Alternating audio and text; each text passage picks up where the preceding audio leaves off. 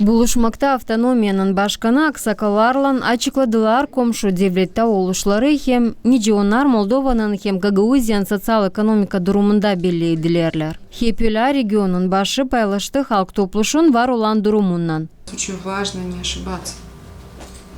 Для нас сейчас очень важно, чтобы наше общество было единым.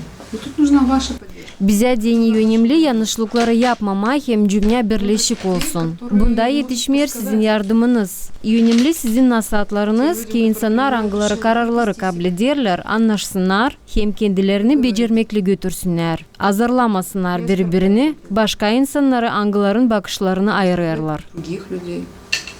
У которых мнение, не совсем похоже на твое. Gagauziyanın aksakalların nasatı kendi içinde çalışır, yardım etme yaşta bulunan insanlara. Hepele onlar her zaman aktif katılırlar avtonomiyanın yaşamasına.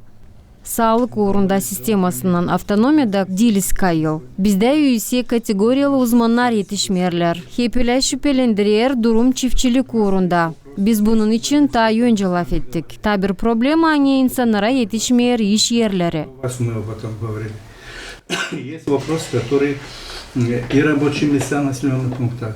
Irina Vlach belediye rani kuvvetler kendi kararlarından hem kendilerini götürmeklerinden lazım gelen evat boylarına hem cümleye örnek olsunlar. Gagauziyanın başkanı Irina Vlach Vasily Arnaut'u aksakallar başını yeniden seçilmesinden kutladı. Mikhail Kendigelan'ı da aksakallar nasatın şanlı adını vermesinden.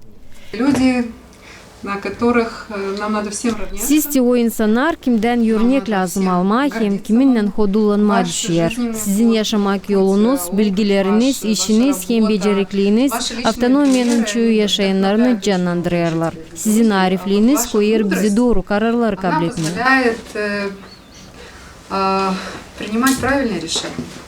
Svetlana Dimitroglu, Sergey Georgiev, Artem Topal, GRT Haberler.